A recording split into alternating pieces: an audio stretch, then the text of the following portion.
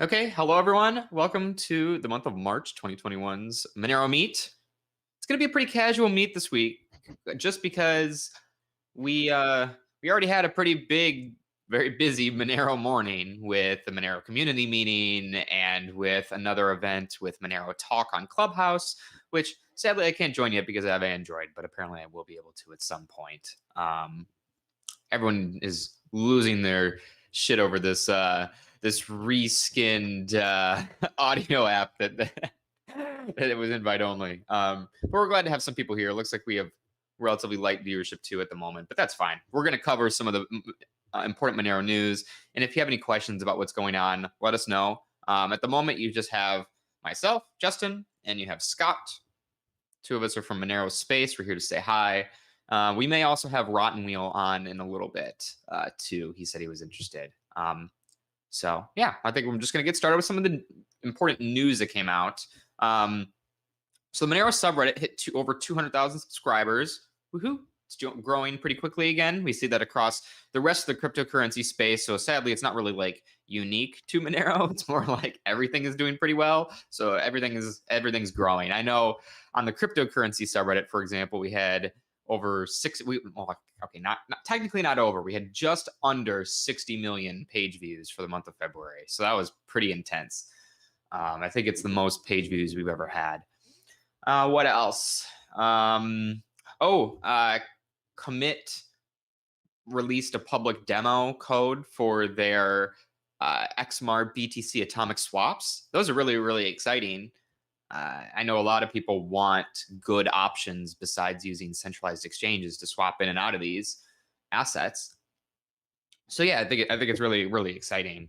And it's good that they've done everything to sort of get something out as quickly as possible, right? It's not everyone being like, oh, it'll be years away or whatever. Nope, they really took an axe to the requirements and went straight for implementing it as quickly as possible. So it's really cool. I have not yet personally tried it out. Thank you, Silly String, for the comment.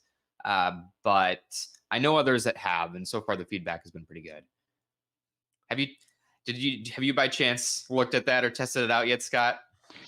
I've seen the news post. I mean, it's great that there are other people working on it beyond the people behind Farcaster. So, I mean, variety is great. So I wish them obviously the best if someone can get it out sooner with the same amount of safety and people not getting burned because something was poorly implemented.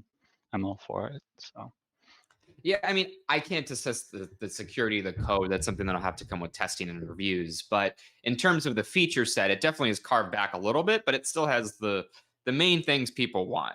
Like if you have Bitcoin, you can go to a maker and swap. So they're trustlessly. So it is pretty cool. So I think it will really change the way people use both Bitcoin and Monero, because at the moment, if you want privacy on Bitcoin, the idea is, oh, well, do this complicated thing or use this instant exchanger, which they're probably not supposed to touch US users, but they just kind of do anyway.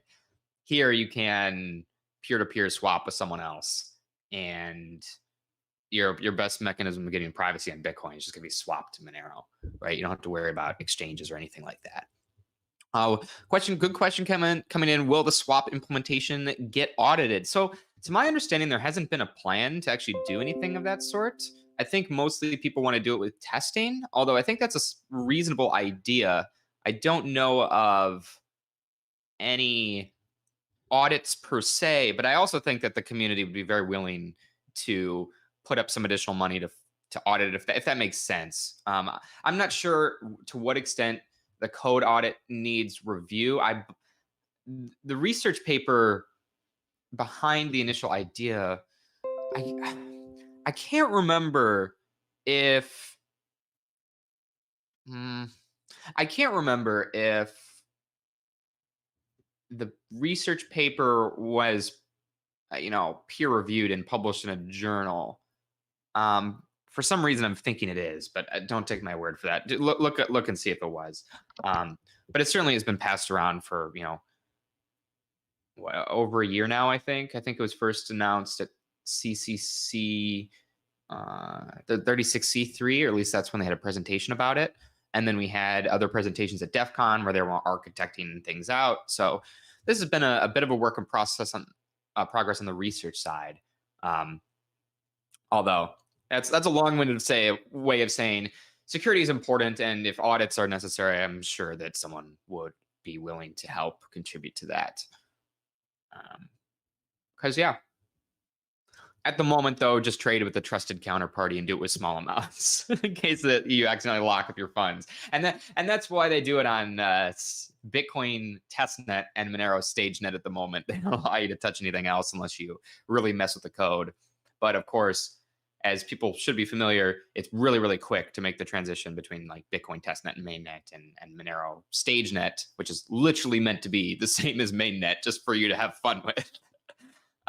So yeah, good questions. Thank you so much, SolarString, for those.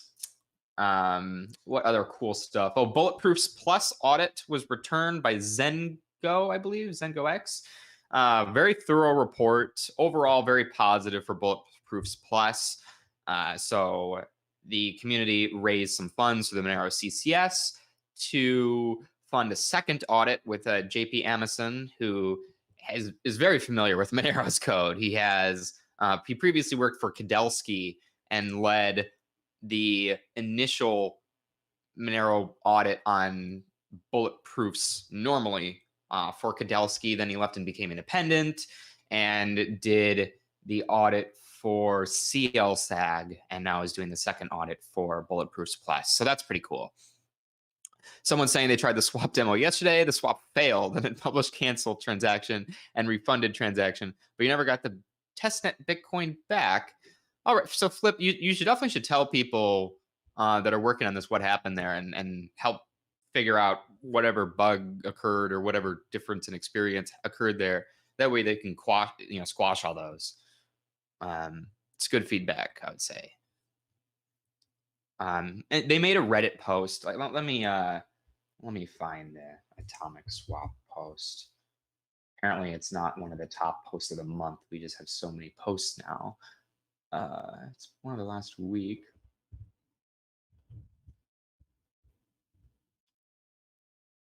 So much stuff happened in the last month. Jeez, we had a private jet booker start taking Monero. They spoke about it pretty well. We had a Canadian and publicly traded firm invest in Monero, so they put in 500,000 Canadian dollars. Well, clearly, I'm not finding this immediately. It was more buried than I thought it would be for the last month. It's one of the top of the last week. Let's see. Yeah, here we go. It was posted yesterday. And that in chat here. Within that Reddit post, they tell you how you can reach Commit Network. Yeah, they give a link to their matrix room, which is actually I asked about the audit, and maybe someone will get back with him before this space. We should also have it set up so that they bridge that matrix room to the Monero matrix room. Or also add it. I think it's just a matrix.org link at the moment. Yep. Yeah. It's commit -Monero at matrix.org's home server. Very cool. Hey, Rotten, is that you joining us?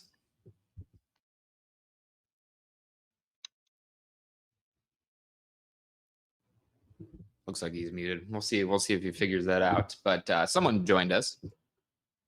We can hear you now. Awesome. Welcome to the Monero Meet. Can you hear me? You haven't been to one in a while. No. I'm sorry, I'm just mobile. So you may have a lot of distortion, or I couldn't hear you, or whatever.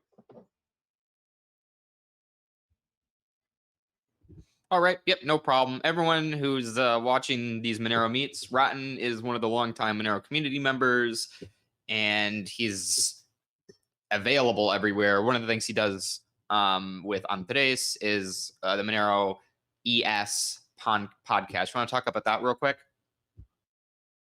Yeah, we've just trying to bridge some content to the Spanish community. We've been trying to get on board some invites now with these, say, the next slew of episodes. We try to bring people that are more involved with Monero, and we're trying to get Arctic Mine on sometime soon. Awesome. Yeah, I think that'd be a good talk. He speaks Spanish, right? Yes, I believe so. He was on a famous podcast called Lunatic Coin a few weeks ago. I think he shared that on IRC, and I have yet to check it out. I'm just preparing, of course, with Andres, our knowledge, or to get our hands dirty with the knowledge or what he's been up to. But of course, I have some insight on what he's working on, scalability, the compliance stuff as well, and other stuff. It's just to get familiar with what has been working on, what he's been working on, and just try to bring a great invite such as Artimine to the Spanish podcast of Monero, which is El Monero.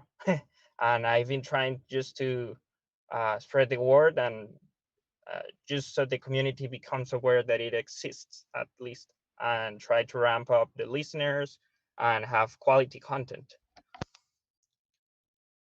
Yeah, that's awesome. Are you able to share like how many people listen to this podcast? I can share how many listen to the Monero Space podcast, but it's a very, very small number to begin with. Oh, well, there we might be partners then. It's small, but it's increasing, but exponentially. Recently we surpassed the first 1K listeners, unique listeners, and recently we launched all the episodes on the YouTube channel, and the Monero Telegram Spanish group has been skyrocketing. The activity has been pretty steady. Um, there is a massive influx of miners asking silly questions like, how do I turn it on? You know, the questions that stem from the price going through the roof. Many newcomers asking just very silly questions, and we've been trying to handle that accordingly. But of course, you get tired of the same question over and over again. Um, but it's been cool to notice ever since we started that by the end of 2019. And of course, we took a pause on it for a few months, but then we returned by the second half of last year. It's of course very exciting to see that the community is growing, that there is more engaging, that there is more interest, that the people are listening to our episodes as well. And that's something that we share some pain in, because of course Monero Meet numbers are very reduced. We went down, but we need to keep it going, and at least there is some loyal listeners that jump in and give feedback every now and then. Yeah, it's hard to get people on sometimes. When you have like 3 meetings in a day and you're the third one, everyone's like, oh God. But we have quite a few people putting in comments too. I like your comment, Mark, where you said this is what he said in chat. I appreciate the existence of swaps. It's nice to be able to extend the life links to those on the transparent surveillance chains or lifeline. It's pretty funny. Certainly an easier way to swap an asset without having to use an exchange. So, Nazar, can you specify a bit more when you say what are we talking about, or what is he talking about? I don't know what you were referencing there. But yeah. Oh, what podcast? It's the Monero ES podcast, right? Yes, sorry, yes. it's El Monero. It's El Monero, right? Correct. It's called El Monero. EL space Monero. We're on Anchor .fm, because that just sends the episode all over the place. Apple Podcasts, Google Podcasts, you call it. And then we added on top of that YouTube, and there is the livery or spin-off or whatever it is that is Odyssey. We are on that too. It's the open source whatever. You've heard of it, right? It's a Libri alternative, the spin-off called Odyssey, whatever it is. I don't recall. Yeah, I think I've heard of it before.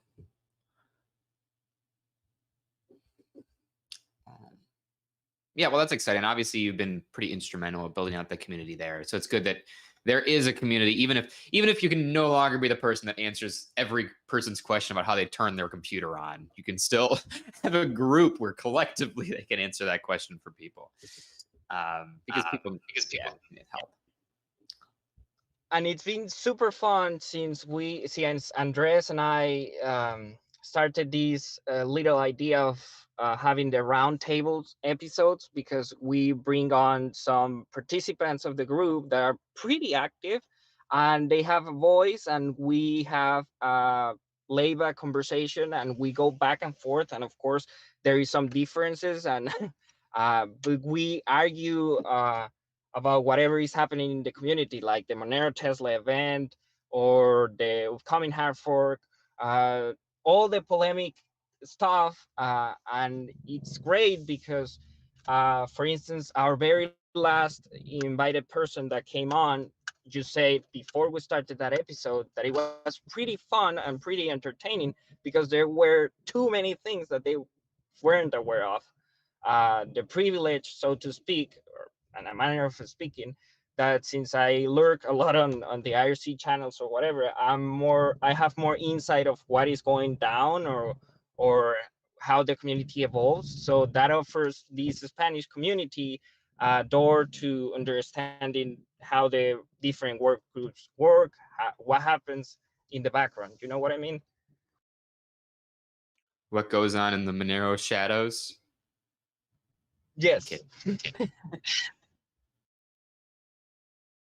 That's funny. Yeah, well, that's obviously really good. You're obviously a huge asset to the the normal.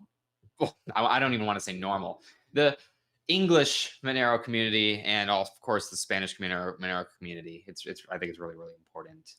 I've listened to a few of the El Monero podcasts, and I understand what you're talking about in terms of concepts, but that's about it.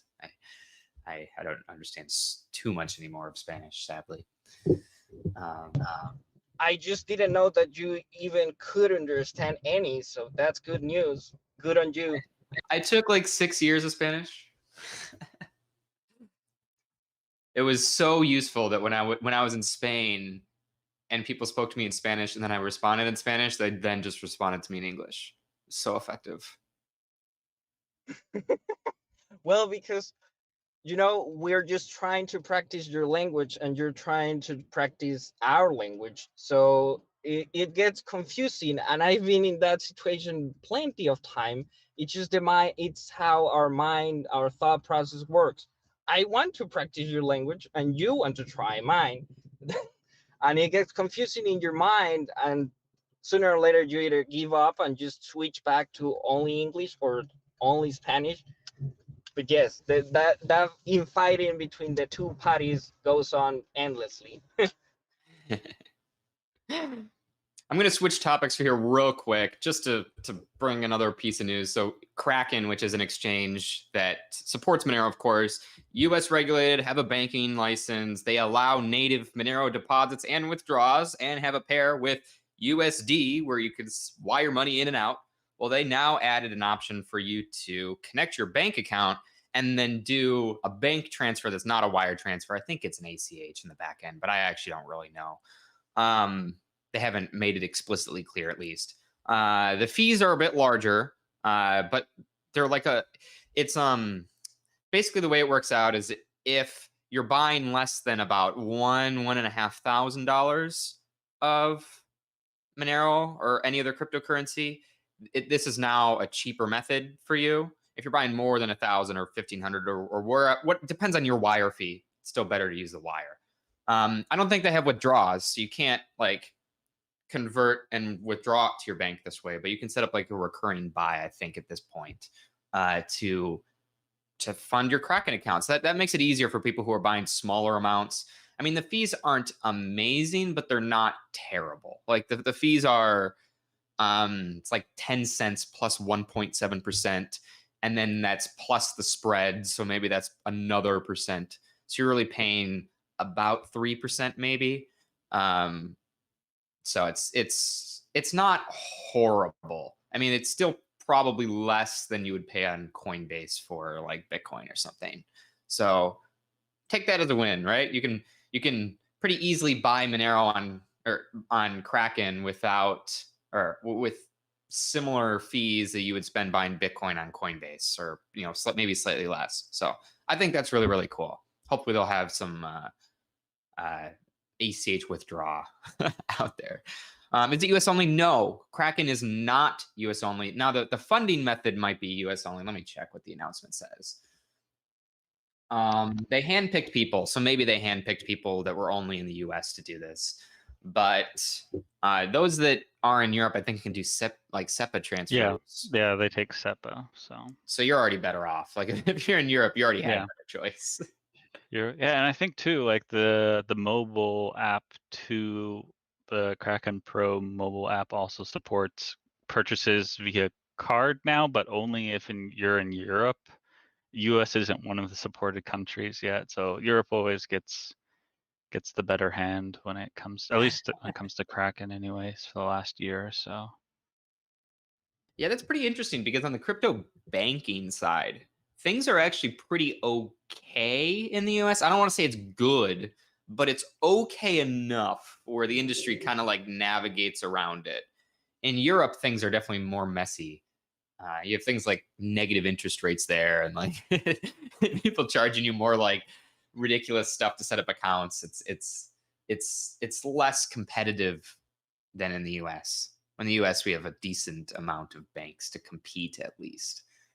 Even if most of them don't compete on crypto, a few of them do, and that makes it just good enough to do some of the basics. But obviously, it's good that Kraken is supporting this. We're not sponsored by Kraken. We don't want to like shill Kraken, right? We just see Kraken as a very, very useful tool for people to get in and out of Monero. It really is one of the best options that you have available.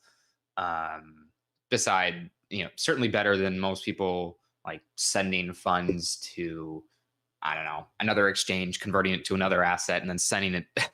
I know in the past I've done send USD to Coinbase, convert to USDC, and send that to Kraken. Or was it USDC? I think it was USDC, or it was some other stable. But this is probably easier than that with the ETH fees being pretty high. It's probably it's cheaper to send a wire, honestly, than pay the Ethereum transaction fee. So yeah, it's pretty funny. Any other comments on this whole Kraken thing? I think it's really cool news. I'm glad that someone's sticking their neck out there a little bit. And we've said in the Monero community for years that this isn't something that exchanges should be worried about. And it seems with my discussions with regulators that they're cautious, but they're not overbearing like most people expect. Like they're not going out being like, ban Monero, ban. They're just being like, well, we just want to make sure it's cautious, but we're not also so far on the concern trolling edge that we're not going to totally allow it. But we're like, we want to have a discussion about it first. But that's about where it is. And I think exchanges just freak out for no reason. Doesn't help that you have people like Bittrex delist and then not say why. Same with Shapeshift. Yeah, the one comment I would make, and I know you kind of alluded to it with like chosen people, but just to be explicitly clear to like the listeners, if you don't have that option when you go to Kraken, that's the plan, in that, or that's the expectation, I should say, in that they haven't rolled it out to everyone just yet. So they haven't rolled it out to Gionic, who is a fairly regular poster in Monero, and so I think or I should say they posted screenshots of some of the one or two of the threads in that, or sub threads, of like what it actually looks like. I think it's basically you click like the buy crypto button, and then on like the right hand panel there's an option. There's like 2 drop downs plus the new drop down that they added for like adding a bank or, you know, some sort of financial institution like a credit union. So if you don't see that yet, it's unfortunate that they didn't roll it out to everyone all at once, but it's understandable that they want people to kind of pilot it. But it's on the horizon. At least there are people who are actively using it and providing feedback. So hopefully in the next month or two, it'll be rolled out to everyone. On the Monero listing side too, there's this one Estonian company called CoinLoan. They now allow U.S. customers to wire funds there, and then when you wire funds, the USD is immediately converted to USDC 1-to-1 in your wallet, and then you can use that to buy Monero. And the fees are about 3%, I think.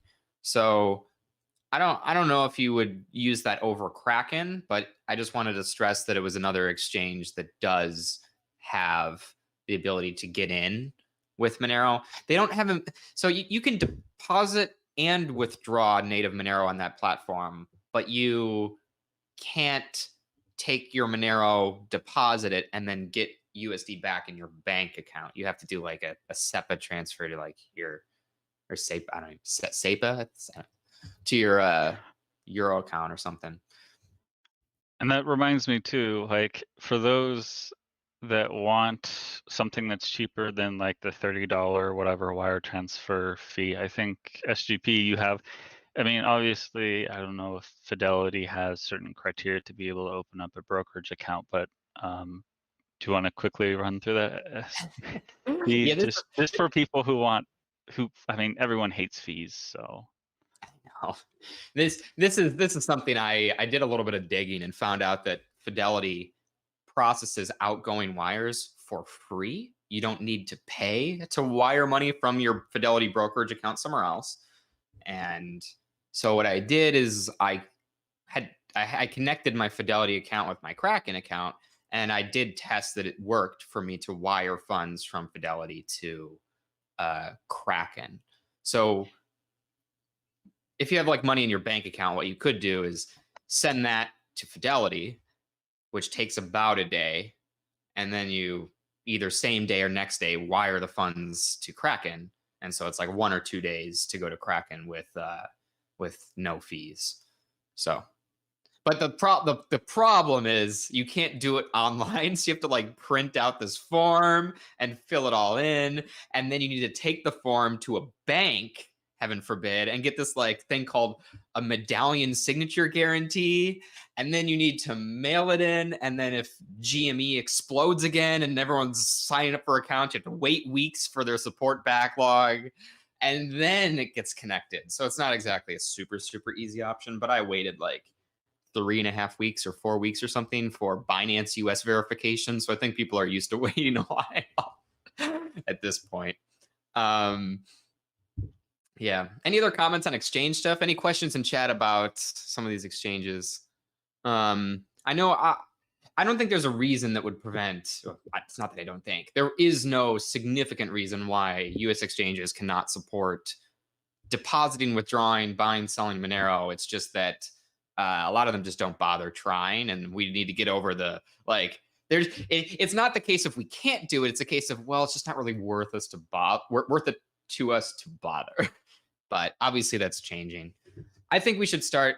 I guess, is there some other area we can target to help build up some more like user-driven demand for Monero to help make a better business case? How do we get more liquidity passing through, even if it means it's not like a direct exchange listing?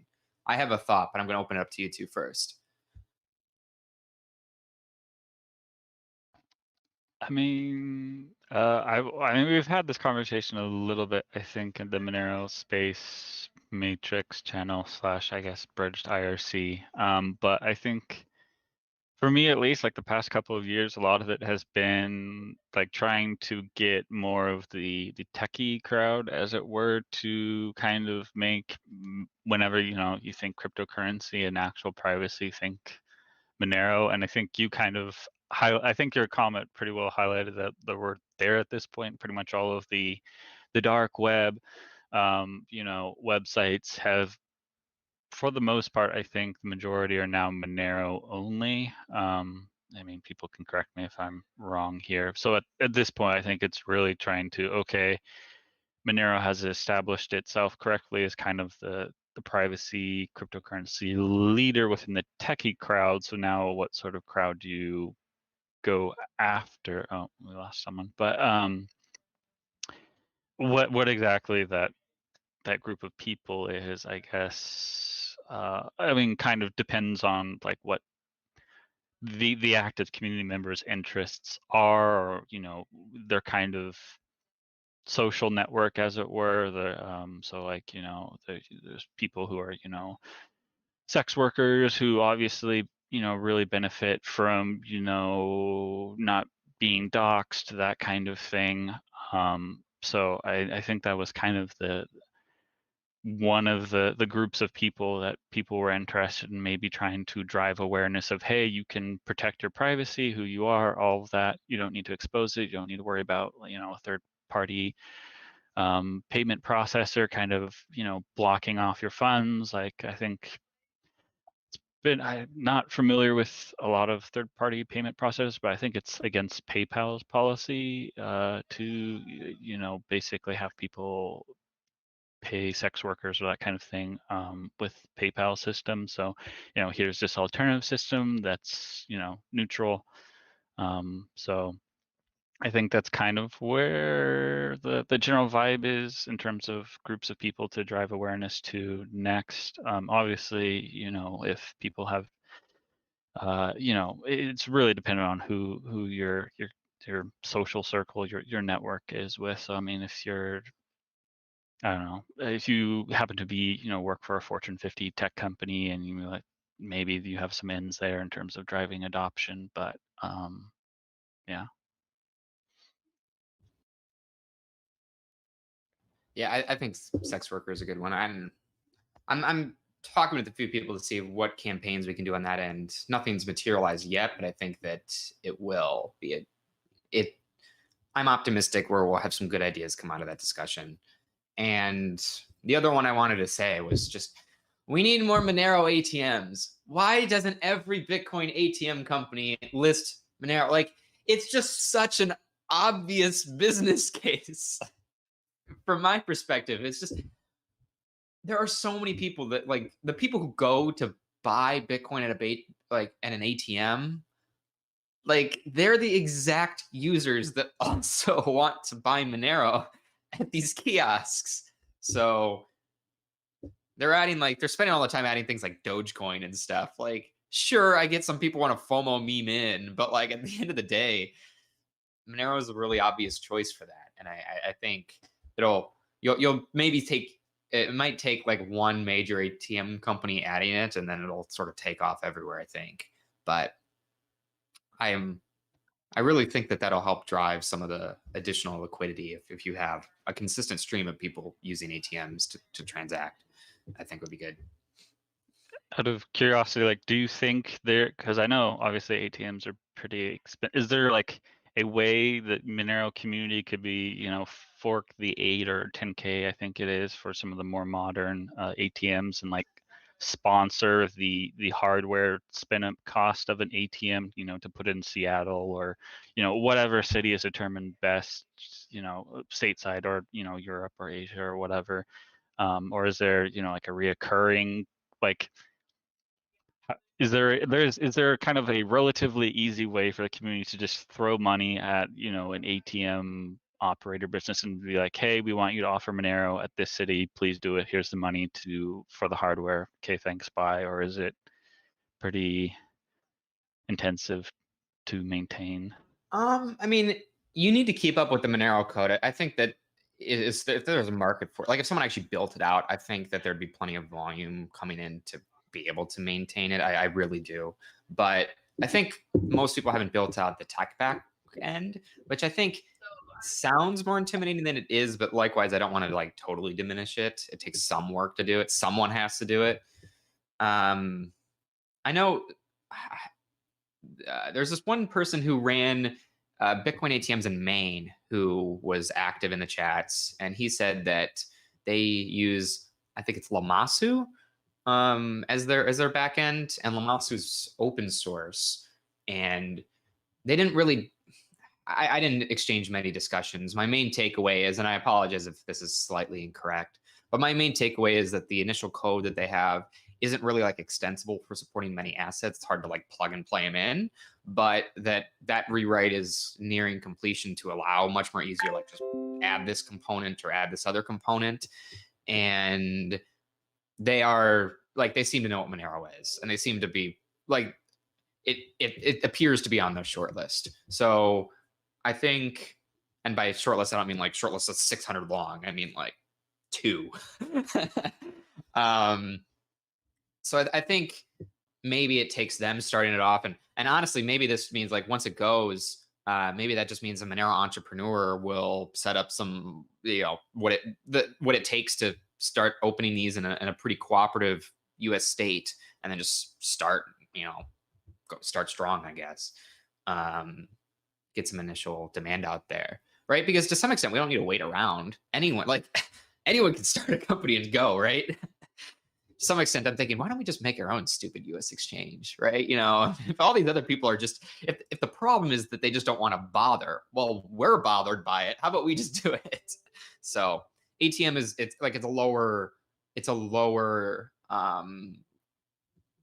threshold to get over than most people might, than some people might think.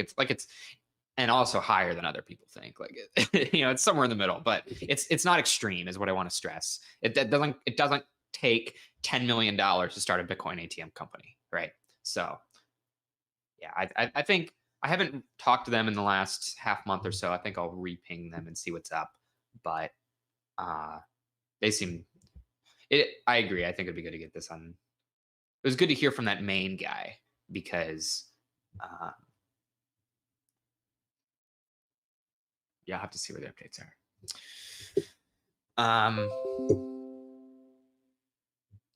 So I don't know, any other comments that are coming in? Hey, from Latin America. Hey, Yanaro.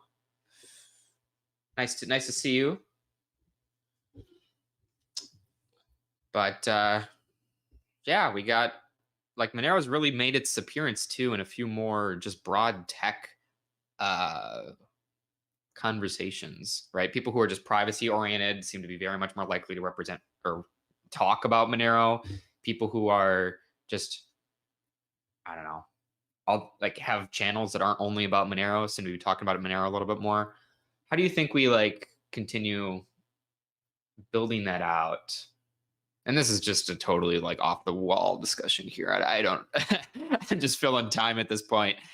But that's something that I'm always interested in, is like the Monero community is far more than just a few people on IRC, right? It's everyone who uses it, and that really is playing to Monero's strength, that anyone can use it, right? If we say anyone can use it, well, let's go out there and make it so they actually are. So, Monero ATMs in Vegas. Gerardo, do you know who runs the Monero ATMs out there? Is it like, do you know the company that does it? Be good to know. We can reach out and see what they're doing. There's some news about Bulletproof's Plus implementation. That's a good question. So Bulletproof's Plus, the code is done. So obviously is done. The code is done, and the first audit is done. The second audit is underway. I want to.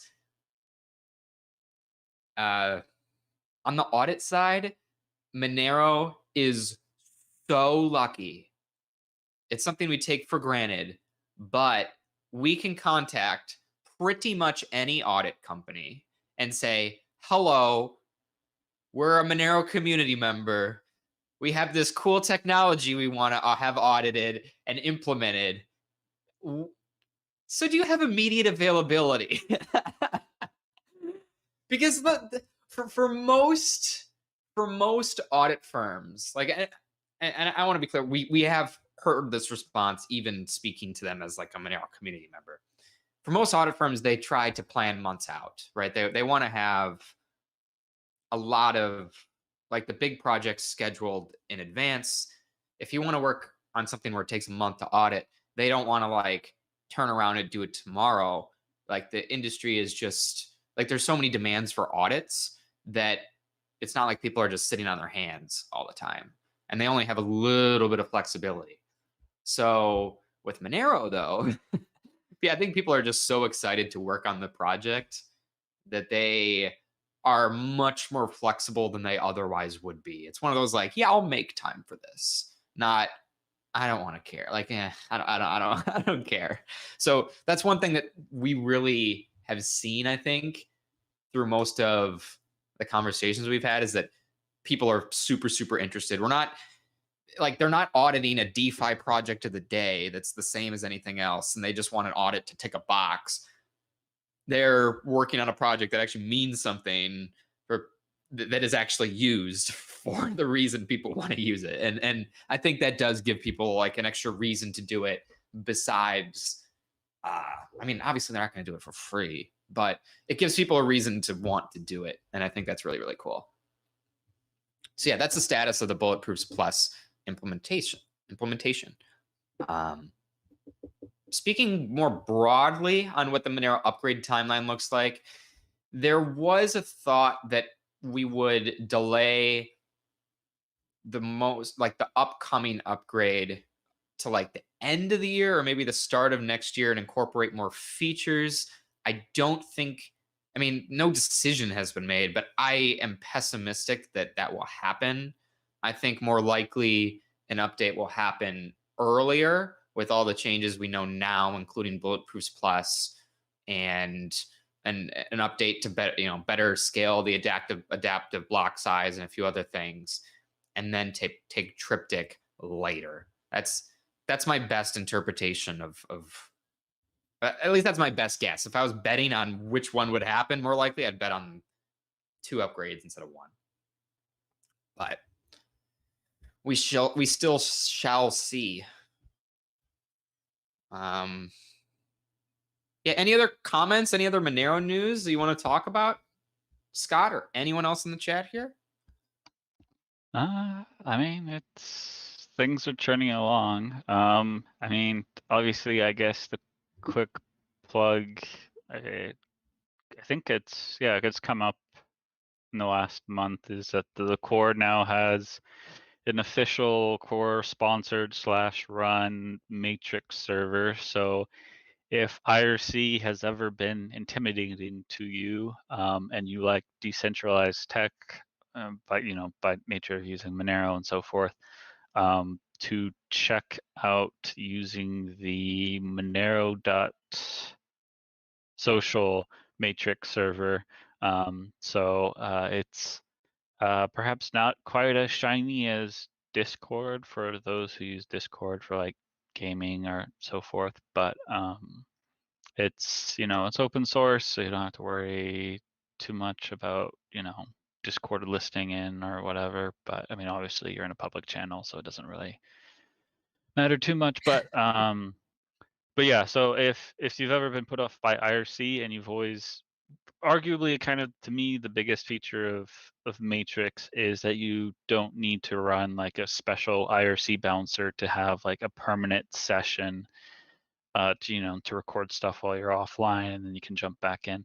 So yeah, obviously community engagement is great. So if you have ideas, we have the biweekly, which we just had right before this community meeting for open ideas, that kind of thing. So we benefit more when more people input into the project in some form or another. It doesn't have to be financial. Maybe you just have a random idea that you thought you'd fly by in terms of is this feasible, et cetera, et cetera. So please, if you've ever been intimidated by IRC, the communication infrastructure is improving, and it is run by core, so it's core sanctioned for those that care about core. Yeah, you don't have to trust Justin, you don't have to trust me. So yeah, it's primarily maintained by Pigeons and Radar. But yeah, so that's my blurb. Yeah, that's a huge change. Like we now have relays to Discord. I put the link in the YouTube chat for how to sign up for Matrix, but I also have a how to sign up for Discord thing in there too, which you can use. I do encourage you to try Matrix first. It's come a long way since I first started using it in 2017. Uh, it it's a great way to speak with Monero community members. You kind of have your own sanctioned little nice space where you can join all the different work groups. You can create new groups. Well, the reason I like Matrix is because it's so easy. Like if you want to just make a group with several people, you don't need to like make a new Discord channel or like friend a bunch of people on Discord or like uh anything crazy. You just literally just like make group, add people, go. Right. And then I've already used it for that purpose and it's really, really nice. It breaks down a lot of those barriers to get things going. So it's a great way. We're always looking for people to pitch ideas. We're looking for people that are doers, right? It's not even about expertise so much as just willingness to push something forward, right? That's really the most important thing. And that's, Monero is successful because we do things, right? We implement these things on the pro consensus and make them happen. That needs to extend to our community too, where people are doing things and getting the word out there. So it doesn't even take any skill really besides just ambition and passion. So that's what we're looking for the most. Oh, and I just thought of I would add to, so like I know for a lot of people, I mean, granted, it's made leaps and bounds, as Justin mentioned, from like 2-3 years ago.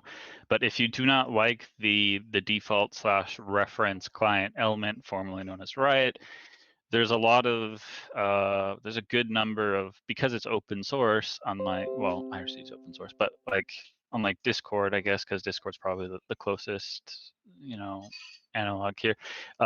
There's a bunch of other clients you can use. So if you're a KDE fan, KDE, the KDE project has like the NeoChat client. There's a good number of clients for a good number of platforms because it's an open source protocol. So don't be put off by Element if you don't like Element. There's other clients you can try as well.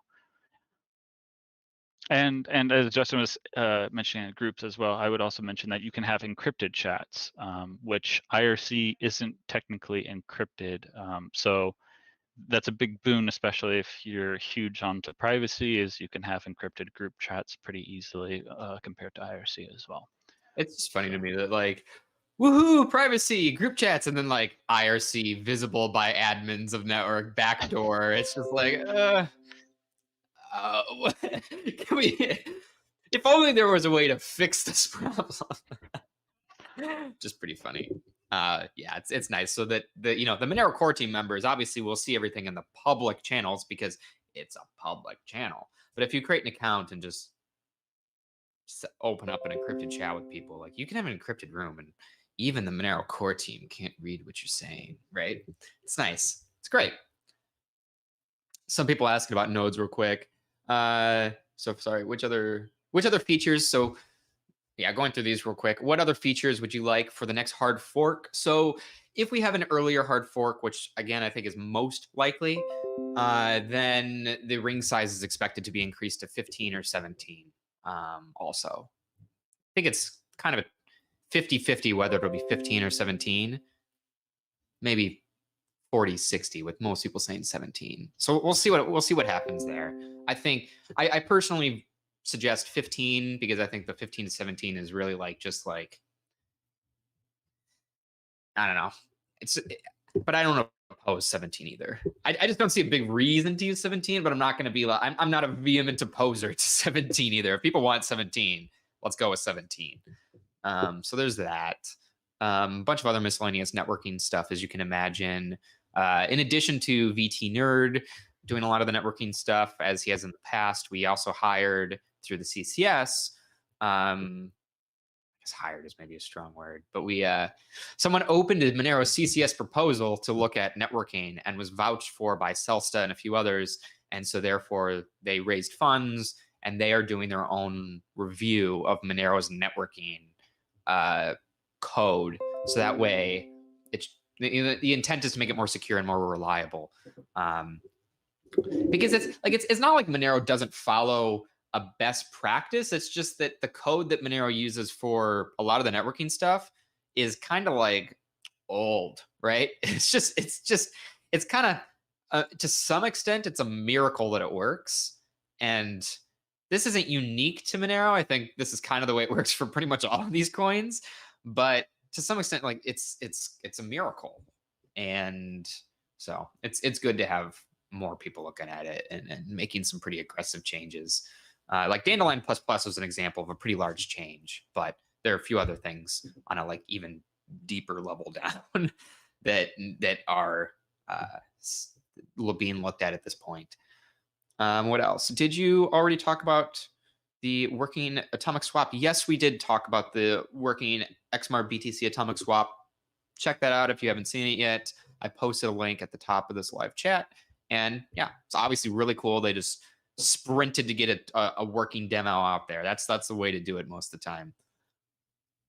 Monero blockchain is getting long. It's an entry barrier to run a local node. I mean, yeah, I no longer run Monero nodes on spin disks. I just can't. I just don't want to. It's just so much more painful than just spending the $50 for an SSD.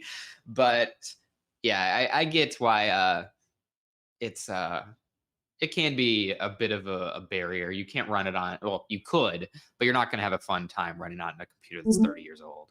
You should probably, or even, 10 or 20 years old. 10 years is kind of cutting it. Depends if you upgrade a 10-year-old computer with an SSD, you're probably fine. But you need a little bit of memory, and a nice CPU is a nice to have, but not a requirement. Do you use Element to see it? The chat, the old Riot. I don't know what you mean by that, but Element replaced. It was just renamed and further improved Riot. So, yeah, Element's pretty cool. I do like it.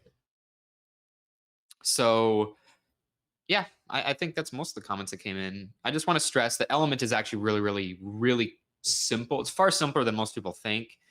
I remember when I was first participating in the Monero community, like chats, I didn't want to use IRC because I had never used IRC before. And so someone set up a Slack relay. And so I originally talked to people with Slack. And then I switched to Riot because it had that persistent uptime. Although by persistent uptime in 2017, it really wasn't that persistent. It really was more patchy at best. And there were pretty significant delays in messages. But it's come a long way. It really has. And at this point, like we talked about this during the Monero community meeting this morning, the plan is to have the next Monero community meeting on Matrix first, with still relays to IRC, but like making the Matrix room the main room rather than the IRC room the main room. And we'll probably do that for the Monero. I expect to do that for the Monero space meetings too, because most of the people in Monero space ecosystem have been like pretty quick to a switch over to Matrix. I would say we were like the first to get the channels like bridged and set up on matrix.org and monero.social. So we're pretty quick. It's super useful. Okay. Any other final comments, Scott, or anyone else here?